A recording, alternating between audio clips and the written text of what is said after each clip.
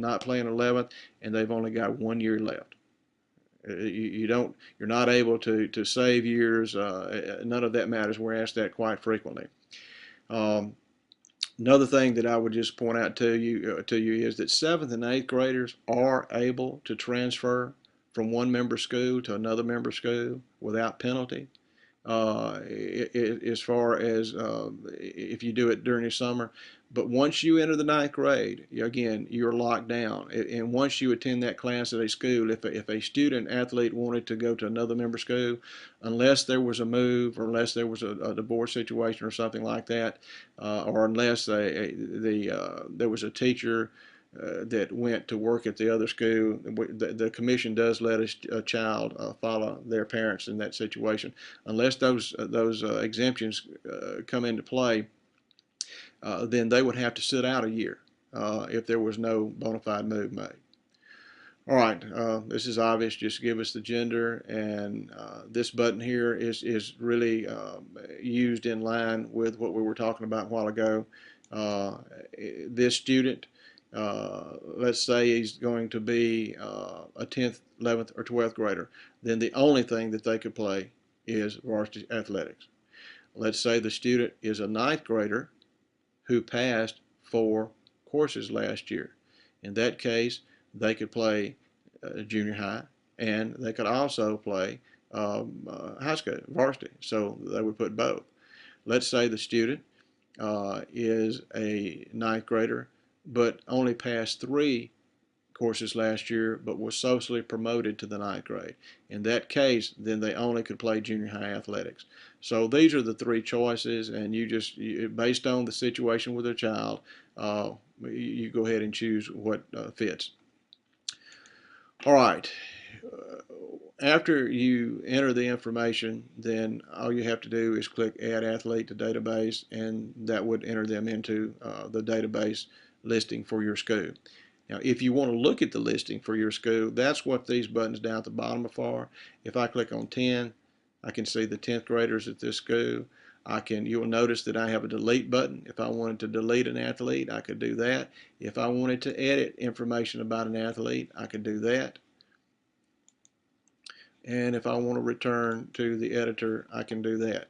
If I wanted to view all the athletes that are currently active at your school, this shows that. This may be a list that you want to look at when it comes time to edit.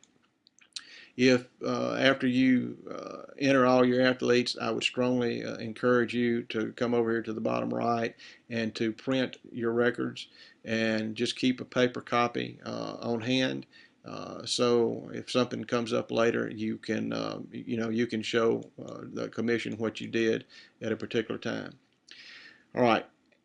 It's important that you know that there's another step to this, and the commission has asked for us to get a piece of paper from you, and this is one of the very few things that comes through the regular mail into our office.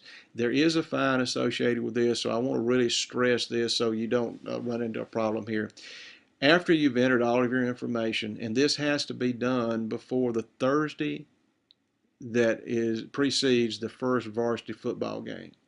And so, of course, this date changes from year to year, but whatever the Thursday is before the first varsity football game, that's when this form is due, the Headmaster AD verification form. Now, I'm going to click on this, and let me tell you this first. It will be, this form is also posted on the post office. It's mentioned a number of times in things that we sent out, but it's also here. When you click on this, you can see that it basically is talking about eligibility rules. You're supposed to, for example, make sure that you've got a permanent record on every one of your students, or at least a copy of the transcript. Our rules mandate that. You cannot have an athlete play in a contest that you don't have at least a copy of a transcript on. You don't have to have the full record yet, but you've got to have at least a copy of the transcript. They can't play unless they are enrolled in at least 4 academic courses at your school for the particular school year that you're working in, and so forth. So you see the guidelines that are written here. You've got to make sure that your athletes all fit this bill. Notice here a physician's certificate of examination is on file. You can be sure that you've had physicals. They cannot play unless that's done. And when you sign off to this at the bottom, you're signing off to the fact that all this has been done. And I will point out item G. We could not put all the eligibility rules here because there's so many special cases that can come up. And so this item G is just a catch-all statement. You, according to the commission, you are responsible for knowing the eligibility rules. Please don't hesitate at all to call us if you have a question about the eligibility of one of your athletes. I mean, that's what we're here for, is to help you. But once you've checked this for all your athletes, then you've got to sign this. The headmaster's got to sign it. Athletic director's got to sign it. And I will say that unfortunately over the past few years, we have had situations where we have had to go get this form out of a folder and bring it to an affairs committee meeting, and the affairs committee looks at the people across the table and say, Mr. Athletic Director, why did you sign this form? Why did you put your name here, and knowing that some of these things had not been done? And so please, as the headmaster and as athletic director, please make sure that as much as possible, please make sure that all of the items that you see here have been done. Now, this form has to be mailed by the Thursday before the first football game. It doesn't have to be in our office, but it has to be mailed by that time. A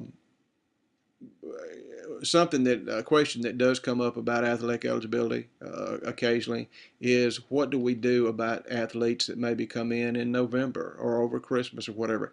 You will have access to this form year-round. And what I mean by that is there's some forms on our home page that will show up for a little while and they're taken away, but there's some forms that stay there the entire time.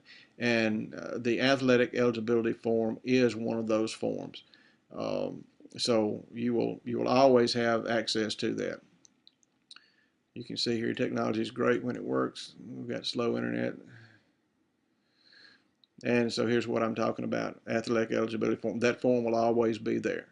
So just any time that you need to go back and add an athlete, you don't have to notify our office. One thing that you need to be aware of is when you enter athletes into the database, we do know when you first entered the information, and we do know when that information has been modified after that. That's one thing that the commission asked that we do when we set this up. So we hope this video has been a help to you, and if you have any questions at all, don't hesitate to give us a call, because we're here to help you.